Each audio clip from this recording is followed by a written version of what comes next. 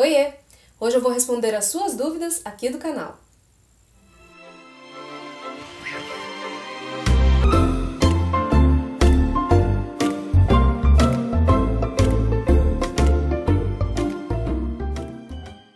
Hoje tem Cá Responde aqui no canal. Eu voltei para poder tirar as dúvidas de vocês daquele outro vídeo que eu tinha sugerido para vocês colocarem, nos comentários as dúvidas. As sugestões de filmes e os pedidos de análises vocais dos cantores eu vou fazer em vídeos separados. E hoje a gente vai falar de voz, as dúvidas de voz cantada que vocês colocaram aqui para mim. Então, começando com Merak Fernandes, ele me perguntou o seguinte: sobre voz de peito, máscara e cabeça, se em cada região ela muda para o grave ou agudo ou não. E o Bruno Silva também perguntou disso, ele perguntou sobre um trecho de música, se aquilo lá era voz mista ou era voz só de cabeça. Bom, esse assunto daria um vídeo só sobre ele, mas eu vou dar uma pincelada aqui para poder esclarecer alguns conceitos. Voz de peito, voz mista, voz de cabeça, falsete, tudo isso são registros vocais. E o que são os registros vocais? Essa é uma pedra no sapato tanto dos cantores como também de todas as pessoas que estudam a voz cantada, porque tem um monte de nome diferente, as pessoas confundem os conceitos. Cuidado para confundir registro com ressonância, não tem a ver com ressonância. Apesar de a gente às vezes falar, a voz de peito ressoa no peito, isso é mais no sentido de uma sensação. Também não confundam com a tonalidade, com a altura da nota. Então, o que são os registros vocais? Eles são uma série de tons homogêneos que se caracterizam por um específico timbre sonoro que se distingue dos outros registros. E isso é independente da frequência do tom que foi emitido. Então, a gente entende que os registros vocais eles se referem aos diversos modos de se emitir os sons. E isso está relacionado com os ajustes musculares, com os músculos que são acionados quando as pregas vocais elas vibram nesses diferentes momentos. O registro de peito, por exemplo, ele é um registro que a sua região mais natural, se a gente for pensar assim, é uma região mais grave. A gente tem um som, que é mais potente, que é um som mais consistente. Então a gente associa aos tons mais graves. Mas, por exemplo, um cantor lírico, muitas vezes em regiões agudas, ele vai precisar dessa voz de peito porque exige-se essa grande potência. Existe essa diferença. Então, tem a ver com o timbre, tem a ver com o resultado sonoro, e o resultado sonoro é adquirido por meio dos ajustes musculares que você realiza com as suas pregas vocais. E aqui na sequência a gente tem a Thalia Aguiar, que pediu dicas para não pigarrear, e a Sueli Hernani também perguntou isso. O que é bom para limpar a garganta, tirar rouquidão e pigarro. Eu já fiz o vídeo sobre pigarro, vou deixar aqui para vocês verem. E aqui eu vou deixar uma outra indicação que é o vídeo sobre o refluxo. Por quê?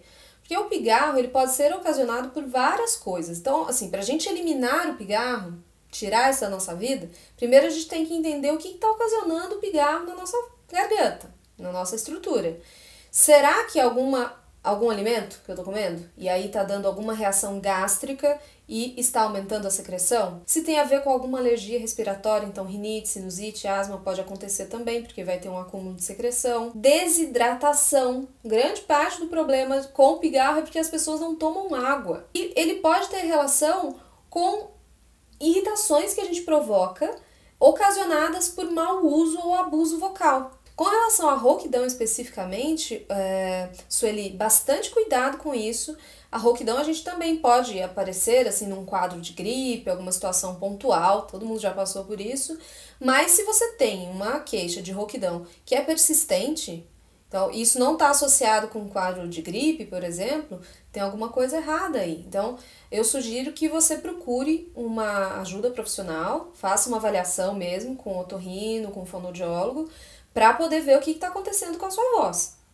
Eu vou deixar aqui também o vídeo sobre a voz rouca que eu já fiz, para você pegar ainda umas outras dicas e entender o que pode ser, quais podem ser as causas da rouquidão e ver o que se aplica à sua voz. O Merak Fernandes ele também me perguntou se é verdade que usar cotonete para tirar a cera é errado e pode prejudicar a audição.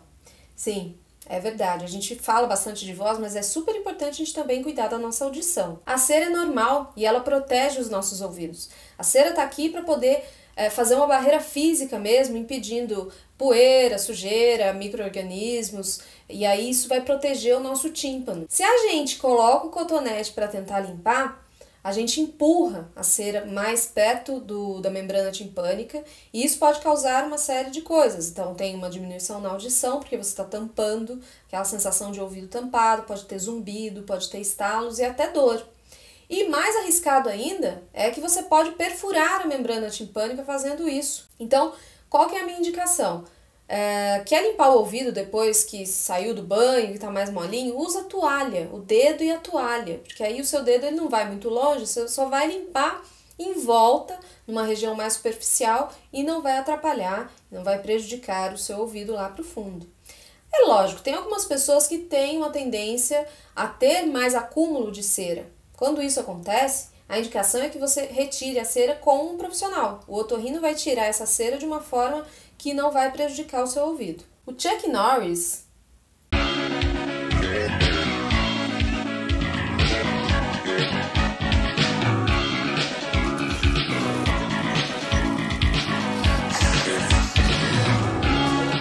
ele quer saber se tem alguma maneira de engrossar a voz sem tomar hormônio.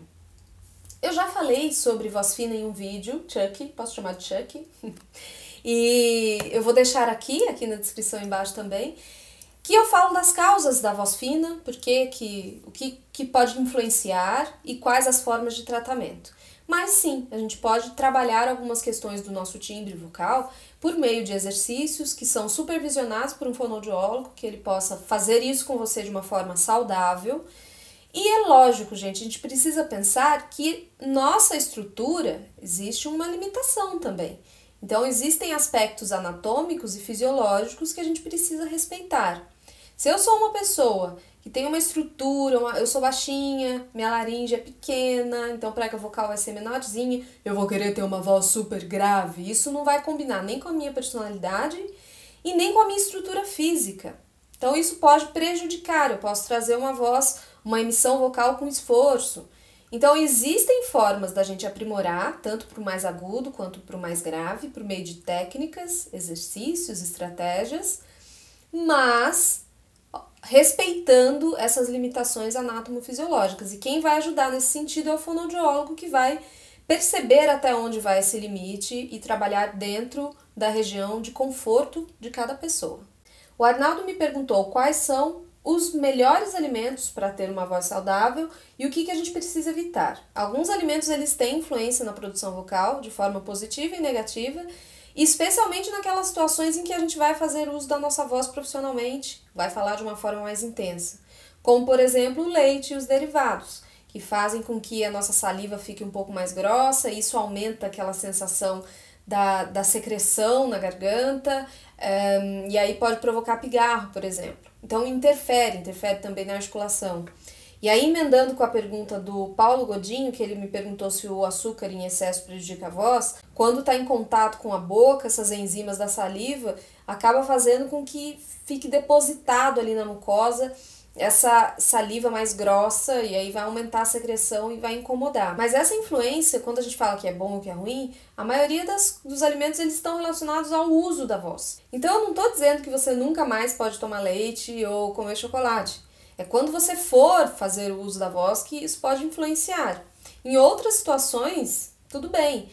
E uma outra coisa, os alimentos que fazem bem, então, por exemplo, a maçã, que eu falo em outros vídeos, tem outros vídeos de cuidados vocais que eu falo dessas questões alimentares. E o que faz bem não é remédio para a voz. Então, assim, não tem um alimento que é um remédio para a voz. Tem coisas que podem ser mais benéficas e outras que podem influenciar negativamente, mas o que é bom mesmo para a voz é você saber cuidar dessa voz, você saber usá-la com saúde, com técnica, e os alimentos eles são influenciadores aí na produção vocal. Casas Novas me perguntou o seguinte: gostaria de saber se o hábito de assoviar é prejudicial à voz ou é benévolo à voz. Na verdade não tem relação, porque quando a gente assovia, a gente não utiliza vibração de prega vocal. Então, vamos fazer um assovio para quem consegue aí? Coloca a mão no pescoço. A gente não sentiu nada, não teve vibração de prega vocal. O som que a gente produz quando a gente assovia é realizado por essa constrição que a gente faz aqui. Agora eu tenho duas pessoas que me fizeram a mesma pergunta sobre um exercício de articulação. O Kleber, ele me perguntou o seguinte: eu já ouvi falar do exercício do lápis entre os dentes no lugar da rolha que você ensinou. Usar o lápis também é correto? Tem os mesmos efeitos, né? Contribui da mesma forma? Você recomenda? E o Leandro também me perguntou isso. Ler com uma caneta na boca ajuda a melhorar na forma de falar? Então, gente, para quem ainda não viu, eu tenho um vídeo de dicção, como melhorar a dicção, vou deixar aqui também. E nele eu falo sobre a utilização da rolha quando você vai fazer algumas leituras, algumas frases, emitir algumas sílabas. Então, eu costumo utilizar para poder abrir um pouco mais essa articulação. Então, por exemplo, patacá, petequé, pitiqui, potocó, putucu. Então, fazer esse exercício para poder abrir um pouco mais a articulação. Eu particularmente não gosto do lápis. Porque quando eu faço isso com lápis, eu estou fixando a minha articulação assim. Então fica uma coisa muito aqui e eu posso travar, eu posso prejudicar a minha ATM, a articulação temporomandibular, mordendo o lápis e fixando essa articulação. Isso aqui já não é legal. E a gente não quer uma articulação assim, a gente quer uma articulação um pouco mais arredondada, descendo mais a mandíbula, respeitando bem as vogais. Então, entre a rolha e o lápis, eu fico com a rolha. Então é isso, gente. Muito obrigada por enviar as perguntas de vocês. Eu espero que eu tenha sanado todas as dúvidas. Se tiver mais coisas, pode colocar aqui nos comentários, porque eu quero fazer com frequência o Cá Responde, tirando as dúvidas de vocês. Deixa eu saber o que vocês acharam do vídeo. Se vocês gostaram, deixem aqui o seu curtir, coloquem nos comentários, divulguem entre os seus amigos e a gente se vê por aqui. Eu sou Camila Loyola e para você que me segue, um beijo e tchau!